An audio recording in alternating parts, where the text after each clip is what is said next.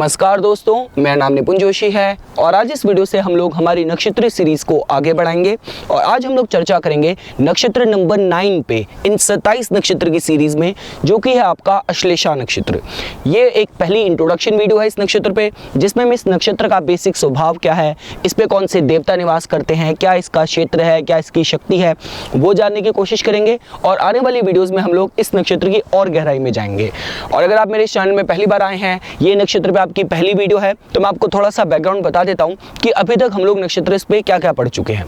देखिए दोस्तों, नक्षत्र का ज्ञान इसलिए बहुत महत्वपूर्ण है क्योंकि ये आपको आपके विश्लेषण में और गहराई प्रदान करेगा। बहुत बार आप लोगों ने सुना होगा लोगों को कहते हुए, जिन लोगों का ज्योतिष से विश्वास उग जाता है कि भाई मेरी भी तो मेष राशि है, मेरा स्वभाव ऐसा क्यों नहीं है, मेरे दोस्त का वृषभ राशि है, मेरी वृषभ राशि है, हम दोनों तो बिल्कुल ही अलग हैं। तो वो इसलिए हो सकता है क्योंकि 30 डिग्री की राशि के अंदर 3 विभिन्न नक्षत्र की ऊर्जा होती है। हो सकता है कि आप मेष राशि के हैं, आपका दोस्त मेष राशि का है, पर मेष के पीछे अश्विनी नक्षत्र की भी ऊर्जा है, आपकी भरानी नक्षत्र की भी ऊर्जा है और कृतिका की भी ऊर्जा है, और ये तीनों नक्षत्र विभिन्न ग्रहों द्वारा शासित होते हैं। तो इस वजह से नक्षत्र का ज्ञान आपको आपके विश्लेषण में, भविष्य कथन में आपको बहुत गहराई प्रदान करेगा। किसी भी तरह की बिजनेस कंपैटिबिलिटी करनी है, मैरिज की कंपैटिबिलिटी आपको देखनी है, या फिर आपको ऑस्पिशियस टाइम निकालना है, किसी भी कार्य के लिए कौन सा समय उचित है जब देवता की आपको पूरा सहयोग मिलेगा, तो उसके लिए भी नक्षत्र का ज्ञान होना आपको बहुत ज़्यादा आपको सहायता प्रदान करेगा। तो ये सारी बातें दोस्तों हम लोग पिछली वीडियोस में कर चुके हैं। अब हम लोग आज के अपने इस टॉपिक पे डिस्कशन स्टार्ट करते हैं, जो कि आपका अश्लेषा नक्षत्र पे। अब देखिए दोस्तों, एक अच्छी बात ये भी है कि अगर मैं आपको इन 27 नक्षत्र की 3 साइकिल बताऊं, तो जो पहले नक्षत्र से आपका अश्विनी नक्षत्र से और आपका ये अश्लेषा नक्षत्र तक, जो कि नंबर 9 नक्षत्र है, हमने पहली साइकिल कंप्लीट करी है रजासिक नक्षत्रों की। इसके बाद जो आपका नक्षत्र नंबर 10 होगा, आपका माघा से लेके नक्षत्र नंबर 18 तक, जो कि आपका ज्येष्ठा होगा, वहां पे ये साइकिल होती है आपकी दूसरी साइकिल, जो कि आपकी तमासिक गुणा के नक्षत्रों की। और जो आपकी मूला से लेके नक्षत्र नंबर आपका 19 से लेके 27 तक, आपका रेवती तक जो साइकिल होगी, वो होगी आपकी सात्विक नक्षत्र की। तो पहली साइकिल है आपकी रजासिक नक्षत्र की, जो हम कंप्लीट करने वाले हैं। दूसरी साइकिल होगी तमासिक की, और तीसरी जो आखिरी जो कैटेगरी होगी जो 9 नक्षत्र की, वो होगी आपकी सात्विक नक्षत्र की। अब जब हम बात करते हैं दोस्तों इस अश्लेषा नक्षत्र की, तो मैं इंडेक्स ओपन कर लेता हूं। देखिए, तो जब हम बात करते हैं इसका ज़ोडिक स्पेस क्या है, तो इसका ज़ोडिक स्पेस है कर्क राशि के भीतर आपका 16 डिग्री 40 मिनट से लेके कर्क राशि के समापन तक 30 डिग्री तक। तो 16 डिग्री 40 मिनट से लेके 30 डिग्री तक का जो स्पेस है वो अलॉट करा जाता है इस अश्लेषा नक्षत्र को। देखिए, मैं आप लोगों को एक बात पहले बता देता हूँ कि मैं किसी भी तरह की जनरलाइज करना, चीज़ों को एक स्टैंडर्डाइज कर देना, उसमें मैं यकीन नहीं करता। अगर अश्लेषा की बात की जाए तो इसको लेके अगर आप इंटरनेट में सर्च करेंगे, विभिन्न किताबों में पढ़ेंगे, तो उसमें बहुत एक्सट्रीम लैंग्वेज लिखी है, और आपको पता है कि जो आपकी शास्त्रों की जो भाषा होती है वो थोड़ी सी कठोर है। तो मैं वही कहूँगा कि आपको आज हम यही समझने की कोशिश करेंगे कि क्या इसकी अपॉर्चुनिटीज़ हैं, क्या इसमें संभावनाएं हैं, अगर कुछ लिखा है तो उसका बेस क्या है, और हर चीज़ की पॉजिटिव भी है, नेगेटिव भी है। बहुत बार लोग बोलते हैं कि इस राशि से आप इस अच्छी चीज़ को जोड़ के देख सकते हैं और इस राशि से आप बहुत खराब चीज़ को जोड़ के देख सकते हैं। तो ऐसा कुछ नहीं होता, खराब के अंदर भी अच्छे का पोटेंशियल है, अच्छे के अंदर भी खराब का पोटेंशियल है। तो हमने इसका ज़ोडिक स्पेस बात कर ली। अब जब हम बात करते हैं इसका आप एस्ट्रोनॉमी या खगोल विज्ञान के हिसाब से आप इसका तालमेल बैठता कैसे देख सकते हैं, तो जो आपकी कॉन्स्टेलेशन होती है हाइड्रा कॉन्स्टेलेशन के अंदर जो 6 सबसे ज़्यादा चमकते सितारे होते हैं, वो इस अश्लेषा नक्षत्र को रिप्रेजेंट करते हैं, इसका प्रतिनिधित्व करते हैं, अगर आप इसको ज्योतिष में समझेंगे तो। जब बात की जाए इसकी प्लैनेटरी रूलरशिप की, तो इसका जो स्वामित्व ग्रह है, जो इसका स्वामित्व जाता है, वो जाता है बुध ग्रह को। अब देखिए, जब हम लोग बुध की बात करते हैं तो बुध की 2 साइड है। बुध की एक साइड है जो बहुत अच्छी वाक शक्ति देती है, अच्छी कम्युनिकेशन स्किल्स देती हैं। बुध की एक साइड है जो किसी को बहुत इंटेलिजेंट बनाती है, किसी को बहुत अच्छी व्यापार कुशलता देती है, और दूसरी साइड है बुध की जो किसी को थोड़ा धूर्त बना सकती है, थोड़ा कपटी बना सकती है, थोड़ा चालाक बना सकती है, स्कीमर बना सकती है। तो बुध के आने से अब आपको क्या पता चलता है? देखिए, जब तक हम कैंसर के अंदर थे, कैंसर कारक होता आपकी ममता का, तो पहला जो नक्षत्र की ऊर्जा इसके अंदर कैंसर के अंदर एंटर करी वो थी पुनर्वासु की। तो पुनर्वासु किसके द्वारा रूल करा जाता है? बृहस्पति ग्रह के द्वारा। तो वहां तक हम सेफ जोन में थे। उसके बाद एनर्जी शुरू हुई पुष्या की। पुष्या में एनर्जी किसकी थी? शनि ग्रह की। अब शनि ग्रह कहीं ना कहीं आपके ज्ञान के कारक हैं, विजडम के कारक हैं, मेच्योरिटी के कारक हैं, तो वहां तक भी हम सेफ जोन में थे। पर जब हम लोग आ गए आपके इस नक्षत्र में तो और आ गया बुध की इन्वॉल्वमेंट, तो क्या हो रहा है? देखिए, मेंटल लेवल पे कितना जोर जा रहा है। एक तो कर्क हो गया जो कि चंद्र द्वारा रूल्ड राशि है, ये मन की कारक है, इमोशंस की, सेंटिमेंट्स की कारक है। बुध अपने में बुद्धि का कारक है। तो यहाँ पे जो मेंटल लेवल है उस पर बहुत उथल पुथल होनी स्टार्ट हो गई है। ये आपको थोड़ा सा हिंट लग गया होगा। तो ये है, इसका स्वामित्व जाता है बुध ग्रह को। अब हम बात करते हैं इसकी पावर, इसकी शक्ति। तो देखिए, इसकी शक्ति है विश्लेषणा शक्ति।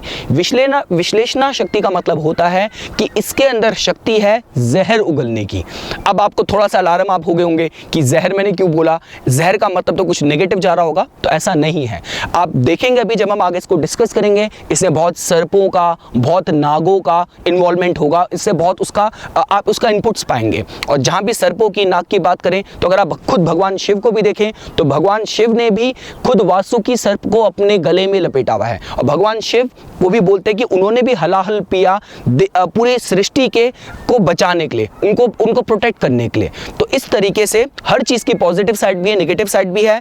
इसकी शक्ति की बात की जाए तो वो है आपकी विश्लेषणा शक्ति। जब बात की जाए कि इसको देखा कैसे जाता है, तो इसको एक क्लिंगिंग स्टार बोला जाता है, एंट्वाइनर बोला जाता है। एंट्वाइनर मतलब कि जैसे अगर आप कुंडलिनी शक्ति में देखेंगे, जो आपके बेस ऑफ द स्पाइन, आपकी रीढ़ के बिल्कुल बेस में, जो मूलाधारा चक्र में जो आपकी कुंडलिनी शक्ति बिल्कुल एक डबल रैप की तरह एंटेंगल्ड होती है, जैसे सर्प अपनी कुंडली मार के किसी चीज को लपेट लेता है। तो उस तरीके से इस जो नक्षत्र की बात की जाए तो इसकी ऊर्जा है या इसको देखा जाता है एज एंट्वाइनर, जिसके अंदर ये सामर्थ्य है कि किसी चीज को लेके, जज्बात को लेके, इमोशंस को लेके उसे पूरा गहराई में उतर जाना, उसे पूरा सिमट जाना, पूरा लिपट जाना। तो ये है, इस नक्षत्र को इस तरीके से देखा जाता है।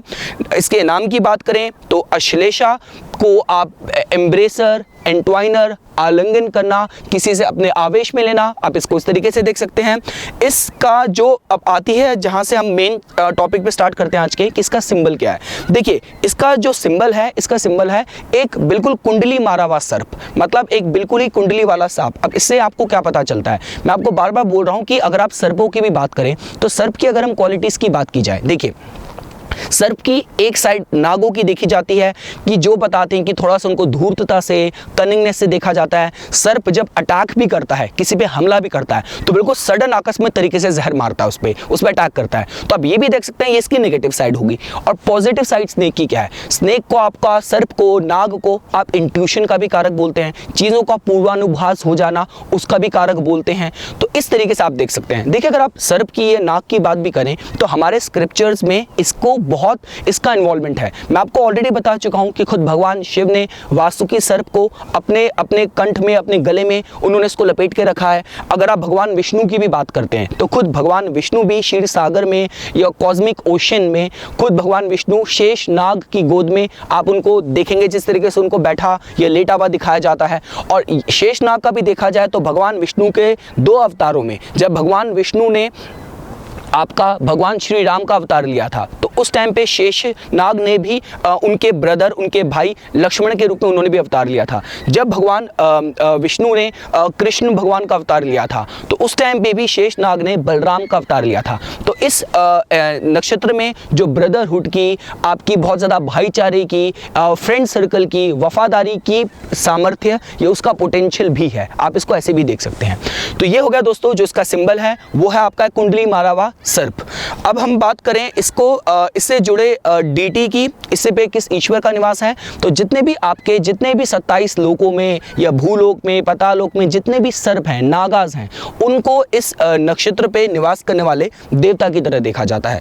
अब बात की जाए इसके नेचर और फंक्शनिंग की। देखिए, मैंने आपसे बार बार बोला, अगर आप इसको हम बोलते हैं, आपका इसकी शक्ति है विश्लेषणा शक्ति, मतलब इसके अंदर वो सामर्थ्य है वो जहर उगलने का। तो आप इसको इस तरीके से देखिए कि हर चीज की पॉजिटिव साइड भी होती है, नेगेटिव साइड भी होती है। अगर एक पॉइजन को किसी का या जहर को किसी को नुकसान पहुंचाने के लिए, अहित पहुंचाने के लिए इस्तेमाल करा जा सकता है, तो उसी तरीके से अगर आप बात करें इसको दवाई की तरह भी यूज़ किया जा सकता है किसी के प्राण बचाने के लिए। हम जब बात करते हैं आपकी होम्योपैथी मेडिसिन नजा की, जो कि खुद कोबरा सर्प के विष से, उसके जहर से बनती है, जो कि आपके हार्ट वेजल्स को, आपके हार्ट को प्रोटेक्ट करने के लिए इस्तेमाल पे लाई जाती है। तो इस तरीके से हर चीज़ की डुअल साइड है इस नक्षत्र के अंदर, ये सारा सामर्थ्य है। बस सारी बात घूम फिर के ये आ जाती है कि इसमें इमोशंस और आपके माइंड, ये दोनों चीज़ें इन्वॉल्व हो रही हैं। क्योंकि कहा जाता है कि देखिए, अगर आप इसको, इस इमोशंस को आप इस तरीके से देखें, क्योंकि कहीं ना कहीं हम कर्क के अंदर हैं। कर्क का मतलब क्या होता है, कर्क को क्यों इमोशन से देखा जाता है और क्यों चौथे भाव को ही आपका माँ का रखा जाता है? क्योंकि जब हम प्यार की बात करते हैं तो एक माँ का ही ऐसा प्यार होता है जिसके अंदर कोई भी अपना अपना मोह हो या अपना लाभ नहीं होता। माँ का कलेजा, माँ का दिल सिर्फ अनकंडीशनल तरीके से संतान को प्यार देना जानता है। पर वहीं अगर आप उस प्यार को, माँ के प्यार को अगर आप उसकी तुलना करेंगे जो प्यार हम बड़ों के बीच होता है, चाहे वो लवर्स के बीच हो, चाहे किसी भी टाइप के ऐसे रिलेशनशिप में हो, वहाँ आपकी अपनी नीड्स, अपनी एक्सपेक्टेशन आ जाती है। पर एक माँ का ही कलेजा ऐसा होता है जो बिना किसी रिटर्न्स की उम्मीद करे अपने पूरे संपूर्णता से अपनी संतान को प्यार देता है। तो इस तरीके से आप समझे कि यहाँ पे बात क्या आ रही है कि इस नक्षत्र में ये जो सर्प की जो ये पूरे तरीके से लपेटना, सिमटना, वो ये हो रहा है कि ये किसी को बहुत ज़्यादा इमोशंस के डेप्थ में भी लेके जा सकता है, कि जहाँ पे आप अपनी ज़रूरतों में, अपने लाभ में पूरी तरीके से उसमें इन्वॉल्व हो जाओ,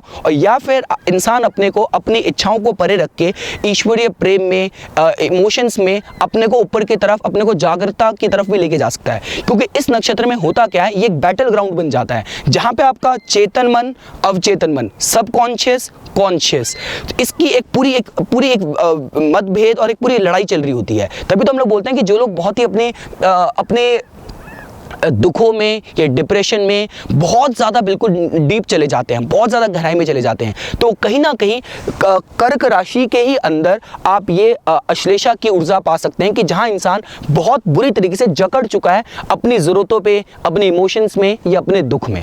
तो आप इस तरीके से समझ सकते हैं। अगर हमें थोड़ा सा कुछ चीज़ों का, इसका स्वभाव, नेचर को जानना हो और मैथोलॉजी या दैविक कथाओं के हिसाब से भी उसका कोरिलेशन बिठा के देखने की और समझने की कोशिश करें, तो जैसे माना ही जाता है कि पाताल लोक में जितने भी सर्प हैं, जितने भी नाग लोक हैं, नाग लोक में जितने भी नाग हैं, ये सारे नाग आपका जो एक ट्रेजर है, जो खजाना है, उसकी रक्षा करते हैं। तो इस तरीके से जो गुण इस नक्षत्र में से प्रभावित जातकों के जीवन में देखे जाते हैं, वो ये भी देखा जाता है कि ये लोग थोड़े होर्डर होते हैं, चीज़ों को जमा करना, चीज़ों को इकट्ठा करना। भाई घर में उस चीज़ की अब ज़रूरत नहीं है, अब तो उसको बाहर कर दो, पर फिर भी रखा हुआ है, नहीं रखना है, जमा करके रखना है, शायद काम ना आ जाए। तो जिस वजह से थोड़ा सा स्वभाव, ये नेचर थोड़ा सा कंजूसी भरा हो जाए, पैसों को जो हम बोलते हैं ना कि जो लोग बिल्कुल थूक लगा लगा के नोट गिनते हैं, वैसा स्वभाव हो जाए, तो आप इस तरीके से देख सकते हैं। सर्पों का इस तरीके से बोला जाता है लोगों की कि ये अपनी केचुली बदलते हैं, तो एक समय के बाद अपनी केचुली बदलते हैं। तो उसी तरीके से इन लोगों को बहुत अडेप्टेबल भी बोला जाता है कि किस तरीके से विभिन्न साइकोलॉजी, मनोस्थिति के लोगों के साथ एडजस्ट करना है, अपने को अडेप्ट करना है, वो गुण इन लोगों के अंदर भी होते हैं। साथ साथ देखा जाता है कि इन लोगों के अंदर जब अश्लेषा नक्षत्र का बहुत स्ट्रॉन्ग प्रभाव होता है, तो किसी की एपेटाइट, किसी की भूख बहुत स्ट्रॉन्ग होती है। जिन लोगों को बहुत ज़्यादा जंक फूड खाने की आदत होती है, अलग अलग रेस्टोरेंट में जाके खाना है, जंक फूड खाना है, इस तरीके की आप देख सकते हैं। स्पेशली जब आपका चंद्र अश्लेषा नक्षत्र में है, या आपके जो आपका द्वितीय भाव का जो मालिक है, क्योंकि सेकंड हाउस से मीटिंग हैबिट्स भी देखते हैं, तो सेकंड हाउस का अगर लॉर्ड आपका अश्लेषा में बैठा है, तो हो सकता है इंसान को खाने पीने का बहुत शौक हो। तो ये कुछ बातें थी दोस्तों, जो आज मैं इस पहली इंट्रोडक्शन वीडियो में आप लोगों को इस नक्षत्र के जातक के लोगों के मनोस्थिति, उनके जीवन के बारे में आपको बताना चाहता था। आने वाली वीडियोज़ में हम इस नक्षत्र की और गहराई में उतर के इसके और विभिन्न पहलू क्या हैं वो भी जानने की कोशिश करेंगे। तो इसी तरीके की वीडियोस की समय समय पे जानकारी प्राप्त करने के लिए कृपया करके मेरा YouTube चैनल सब्सक्राइब कीजिए और मेरा Facebook पेज लाइक कीजिए। धन्यवाद।